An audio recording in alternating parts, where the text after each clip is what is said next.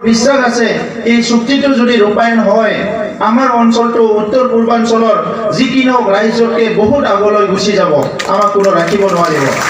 কাৰণ আজি আপোনালোকে দেখিবলৈ পাইছে এই উত্তৰ পূৰ্বাঞ্চলত 1970 চনৰ পৰা 60 চনৰ পৰা আৰম্ভ কৰি নতুন নতুন ৰাজ্য গঠন হৈছিলে আৰু উত্তৰ পূৰ্বাঞ্চলত 8খন ৰাজ্য আছে, কিন্তু কোনো এখন ৰাজ্যৰ আজিলৈকে 3-4খন ইউনিভাৰ্চিটি নাই। কোনো এটা ৰাজ্যত 2-3টা মেডিকেল কলেজ নাই, কোনো এটা ৰাজ্যত তেনেকুৱা নেশ্যনেল ষ্টেডিয়াম 2-3টা নাই। আৰু আমাৰ এই চুক্তিত এই কথাবিলাক লিপিবদ্ধ আছে। এই অঞ্চলৰ সকলো জাতি জনগোষ্ঠীক লৈ কেনেকৈ আগবাঢ়ি যাব পাৰে, এইটোৱে আমাৰ এটা ডাঙৰ এটা সপোন আছিলে। মই ছাত্ৰ সংগঠনত থকা সময়ত মই অনুভৱ কৰিব পৰা নাছিলোঁ কি এনেকুৱা এটা পৰিৱেশ পাম কম দিনৰ ভিতৰতে, য'ত আমি একেলগে গোৰ্খাৰ লগত কাম কৰিব পাৰিম, বেংগলীৰ লগত একেলগে কাম কৰিব পাৰিম, মাইনৰিটিৰ লগত একেলগে কাম কৰিব পাৰিম, ৰাভা পুৰণীয়া আদি কৰি চব জনগোষ্ঠী একেলগে মিলি পেলাই যে আমি কিবা এটা সপোন ৰচিব পাৰিম আমাৰ নিজৰ অঞ্চলৰ কাৰণে, নিজৰ দাদা ভাইৰ কাৰণে, এই কথাটো ময়ো উপলব্ধি কৰিব পৰা নাছিলোঁ।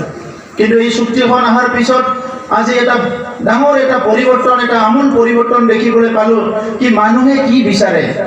কিছুমানে সামাজিক এণ্টি ছ'চিয়েলৰ নিচিনা কথাবিলাক কয় কি জাতি ভেদাভেদ কৰা, ধৰ্মৰ নামত বিভাজন কৰা, বড়ো অবড়ো বিভিন্ন কথাবিলাক কিছুমানে কয়। কিন্তু আমাৰ সভ্যতা, আমাৰ যি মানৱতা, আমাৰ যি চিন্তাধাৰা, এইটো কোনো সময়তে এইটো ঠাই নিদিয়ে কি আপুনি বঙালী, আপুনি আদিবাসী হৈ জীয়াই থাকিব লাগে, মই বড়ো হৈ বেলেগ বেলেগে জীয়াই থাকিব লাগে।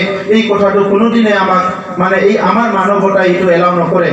হয়, আমাৰ নিজৰ নিজৰ সংস্কৃতি আছে। আজি বড়ো সংস্কৃতি খেৰাই বাগুৰুম্বা ইয়াতে জীয়াই থাকিব লাগে। একে সময়তে আদিবাসীসকলৰ ঝুমুৰ, আজি চান্তালীসকলৰ সকলোৰে নিজৰ ভাষা সংস্কৃতি জীয়াই থাকিব লাগিব। বঙালীসকলৰ ভাষা সংস্কৃতি জীয়াই থাকিব লাগিব, গোৰ্খাসকলৰ ভাষা সংস্কৃতি জীয়াই থাকিব লাগিব। যিমানখিনি জনগোষ্ঠী আছে আমাৰ এই অঞ্চলত, ৰাভা পুৰণীয়া মাইনৰিটি চবৰো, অসমীয়া চবৰো আইডেণ্টিটি কালচাৰ জীয়াই থাকিব লাগিব। আৰু এই কথাটো ভাৰতবৰ্ষৰ সংবিধানে স্পষ্ট কৰিছে।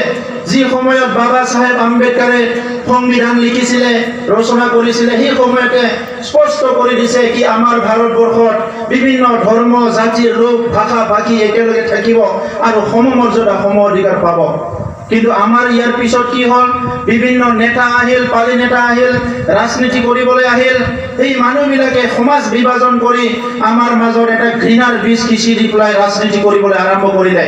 আৰু সেই ৰাজনীতি, যিটো ঘৃণাৰ ৰাজনীতি, যিটো নেকি ভয়ৰ ৰাজনীতি, যিটো নেকি বাহুবল ধনবলৰ ৰাজনীতি, ইয়াৰ পৰা আমাৰ সমাজখন উদ্ধাৰ কৰিব লাগিব। আমি আজি ৰাজনীতিটো ক্ষমতা লোৱাৰ কাৰণে ৰাজনীতি কৰিবলৈ অহা নাই, পইচা লোৱাৰ কাৰণে ৰাজনীতি কৰিবলৈ অহা নাই। সমাজৰ মাজত চলি থকা দুখ দুৰ্যোগ ব্যাধ যি সমস্যা আছে, দুৰ্নীতি, অপশাসন, হিংসা, ভেদাভেদ সৃষ্টি কৰা, ঘৃণা সৃষ্টি কৰা, এই গোটেই কথাটো আমাৰ সমাজৰ পৰা দূৰ কৰি পেলাই এটা সুস্থ সমাজ গঢ়াৰ কাৰণে আমি ৰাজনীতি কৰিবলৈ আহিছোঁ। আৰু